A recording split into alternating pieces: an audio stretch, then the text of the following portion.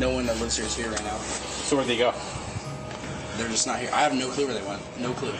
We begin with breaking news out of North Idaho. Just a moment ago, Moscow police confirmed 4 people were found dead in a home.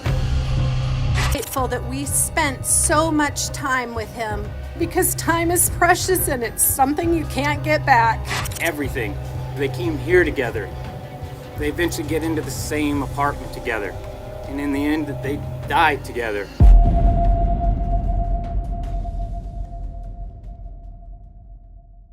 The Idaho killings are centered around 4 students whose prime lives were cut short in the most despicable way ever, and there were no chances of living. What happened to them? Who could have committed such a crime? And for what reason? Sit back and relax as we take you through this brutal case that has shaken the community and touched the nation, setting off an intense manhunt for a killer. The case. In the aftermath of this horrific crime, Moscow Police Department detectives collaborated with the FBI, Idaho State Police, and other law enforcement agencies, diligently pursuing every lead, tip, and piece of evidence. They traveled across the nation to Pennsylvania as a result of that inquiry, where they found a graduate student at a nearby university who is currently being held accused of being a masked murderer who committed one of the most well-known murders on our docket.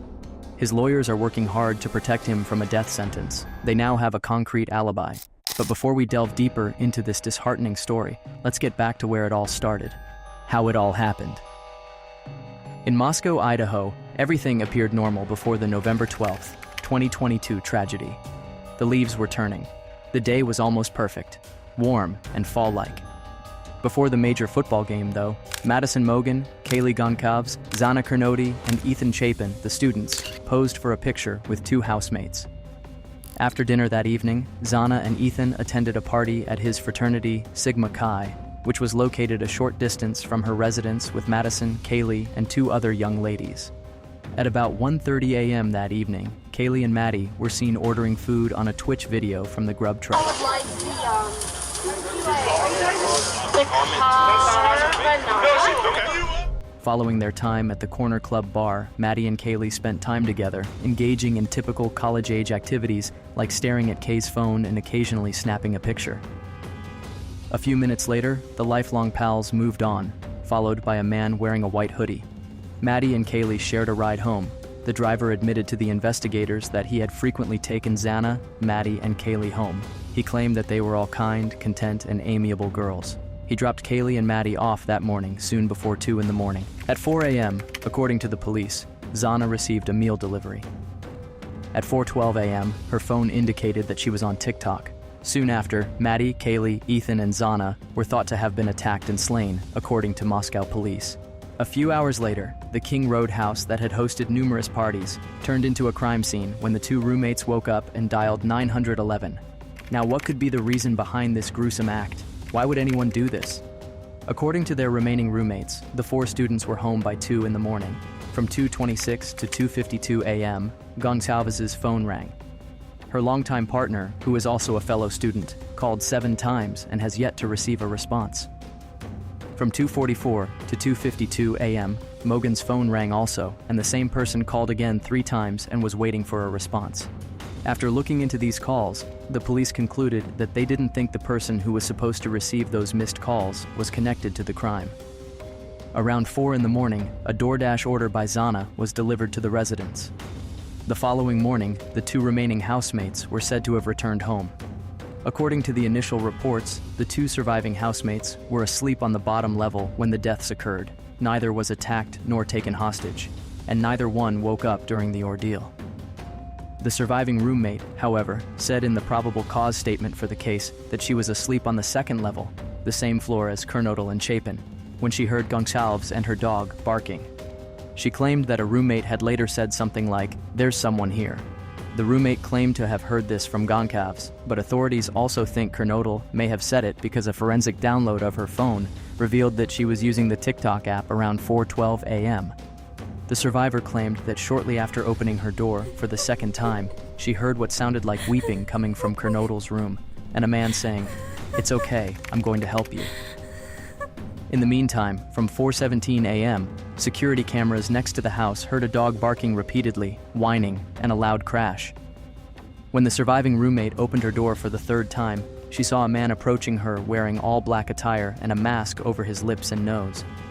The roommate claimed she did not identify the man as he passed by and went out through the sliding glass door. According to her roommate, she locked herself in her room after going through a frozen shock phase. The second and third floors of the house, where the 4 victims had been sleeping, were the sites of their fatal stabbings. Blood spattered the walls at the site, and the victims were not bound or gagged.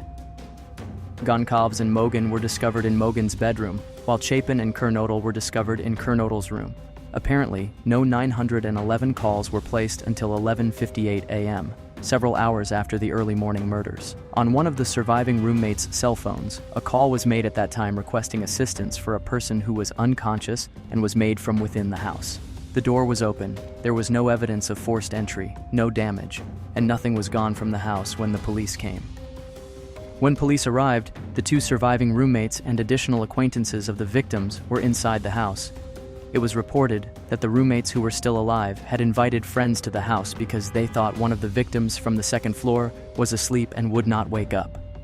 Police verified that the 911 caller was not being treated as a suspect, but did not reveal who they believed to be the caller.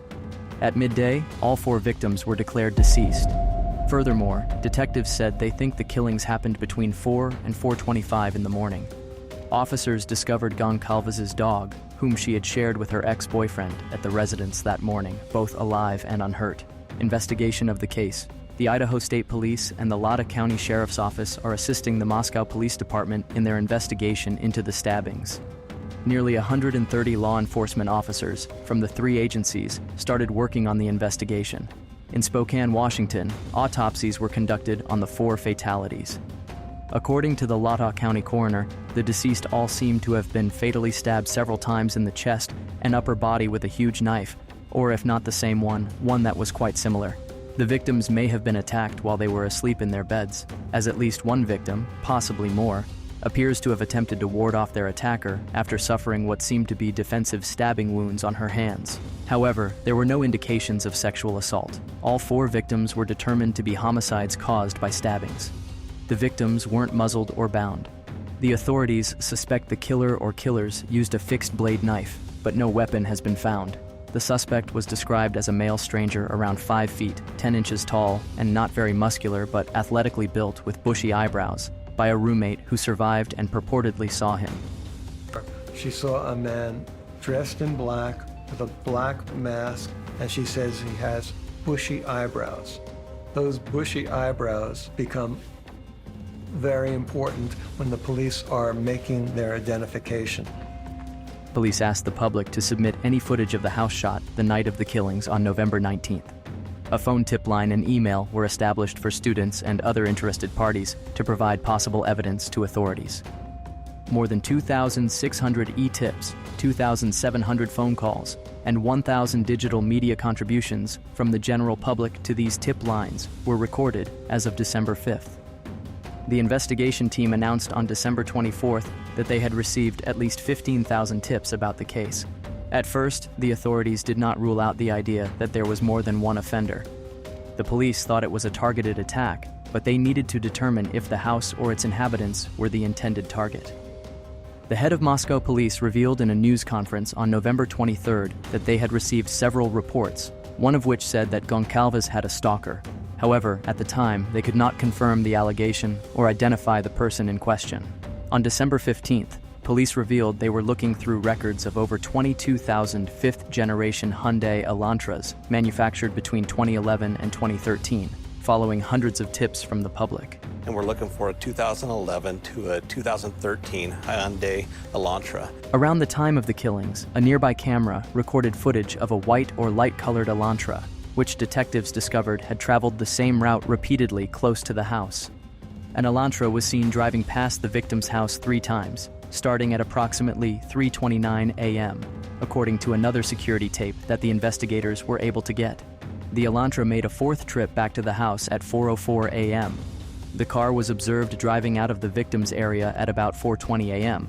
However, investigators in the nearby university town of Pullman, Washington, launched an inquiry into a white Elantra driven by Bryan Christopher Kohberger, a 28-year-old teaching assistant and PhD candidate who took it to his father's house in the Pennsylvanian Pocono Mountains for the holidays. Furthermore, Kohberger's Elantra was made in a different year from the one listed by the police. Indiana State Police on Interstate 70 outside of Greenfield, Indiana, pulled Kohberger over twice in a nearly 5-mile radius, allegedly for tailgating or following too closely. Hello? How you doing? How y'all doing today?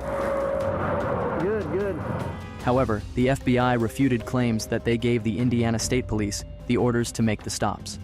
Cell phone data collected by investigators revealed that on November 13th, Kohberger's phone disconnected from the network at 2:47 a.m. in Pullman and reconnected at 4:48 a.m. close to Blaine, Idaho, which is close to U.S. Highway 95 south of Moscow. Additionally, cell phone data reveals that on November 13th, at about 9 in the morning, or 5 hours after the deaths, his phone made use of a cell tower close to the victim's home. Also, data collected by the police showed that, between June 2022 and November 13th, his phone pings at least 12 times from the cell phone tower closest to the residence. But from the crime scene, authorities had recovered 3 unidentified male DNA samples, one of which was from a tan leather knife sheath that was on Mogen's bed. Authorities found a partial match to a person with a family relationship with Kohberger using a public genealogy database. Investigators found trash outside the Pennsylvania house of Kohberger's family, and the DNA they found there was similar to Kohberger fathering the DNA from the sheath. Investigators watched Kohberger outside his parents' Pennsylvania house before his arrest. He was reportedly witnessed placing trash bags inside a neighbor's rubbish can and wearing surgical gloves several times. What could he be hiding inside the trash bags? For testing, the objects were transferred to the Idaho State Lab. According to the authorities, Kohberger thoroughly cleaned his car, inside and out, leaving no space uncleaned. Authorities stated that during a search of the house where Kohberger was detained, they found ID cards inside a glove inside a box, a knife, and a black face mask. On December 30th, Kohberger was brought into custody at his parents' house in Monroe County, Pennsylvania, by a Pennsylvania State Police and FBI SWAT squad. When the authorities discovered him in the kitchen, Kohberger was reportedly wearing examination gloves, putting trash in separate Ziploc baggies, and wearing a shirt and shorts. Brief history of the killer. On November 21st, 1994, Kohberger was born in Albrightsville, Pennsylvania. He enrolled at Monroe Career and Technical Institute in Bartonsville shortly after graduating from Pleasant Valley High School in 2013, but left a year later. After that, Kohberger attended the Tannersville campus of Northampton Community College, where he graduated in 2018 with an associate's degree in psychology. Following his graduation from Northampton, he was employed by the Pleasant Valley school system as a security guard. This was the same school system where his mother had once been a substitute teacher and his father had worked for many years as a maintenance worker. He was awarded a BA in 2020 and an MA in 2022 with a degree in criminal justice from Center Valley, Pennsylvania's DeSales University. Kohberger relocated to Pullman, Washington in the summer of 2022 to pursue a PhD at Washington State University, located less than 8 miles, 13 kilometers west of Moscow. He was a PhD student in criminology at the time of the killings, having finished his first semester 9 days before his arrest.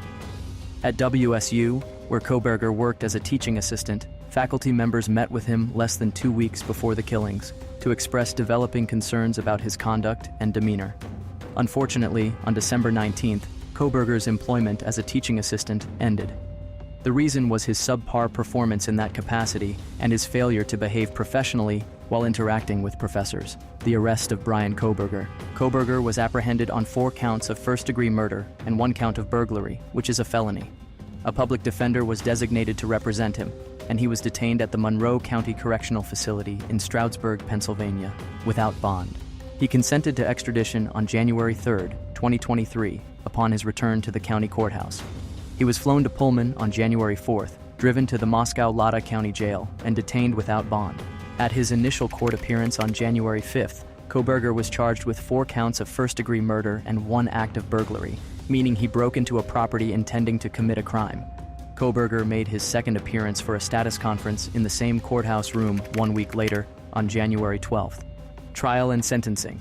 Kohberger was charged with 4 counts of first-degree murder and 1 count of criminal burglary. according to a grand jury indictment revealed by the Latah County District Court on May 17, 2023.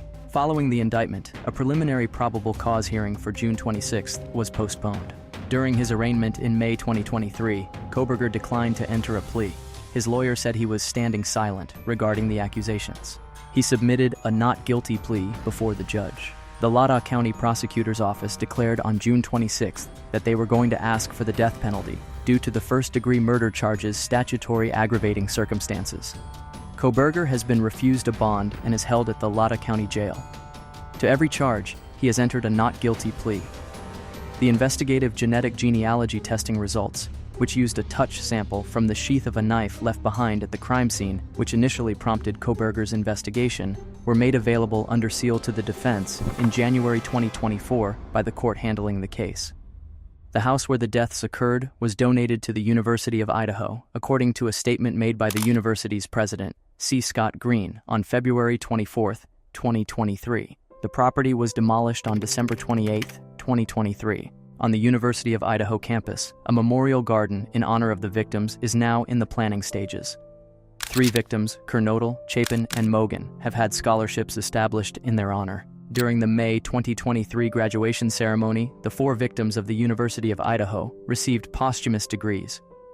Candlelight in honor of the deceased. Meanwhile, the university canceled classes from November 13th to November 14th and rescheduled a candlelight vigil for November 16th on the lawn of the UI Administration Building, which was postponed by 2 weeks. Investigators first claimed there was no risk to the community on the day of the deaths. But James Fry, the police chief in Moscow, stated 3 days later, "We cannot say that there is no threat to the community." Classes were supposed to resume on November 28th after fall break, which was set to start after November 18th. Many students and other Moscow residents began leaving the region before Thanksgiving because they didn't trust the police's first guarantees and feared for their safety. Many instructors called in sick, and the remaining residents were wary and nervous.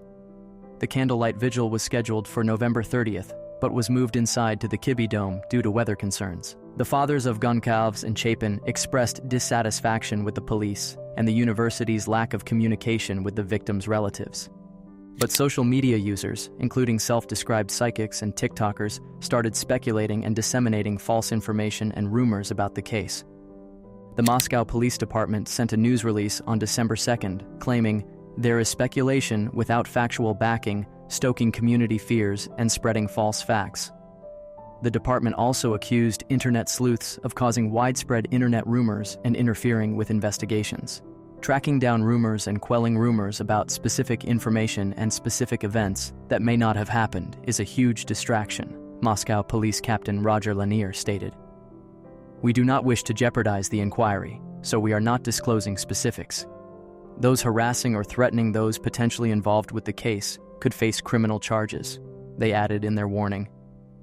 "This is indeed glory after death. They were honored and remembered after they died. It's just painful how they could be killed for no reason or cause. While some find it painful, others are still in shock about the crime Bryan committed." What do you think about this case? Do you think there are some hidden secrets yet to be unveiled? Let us know in the comment section below. You may love to get more solved cases like this. Just check out any of our videos on your screen.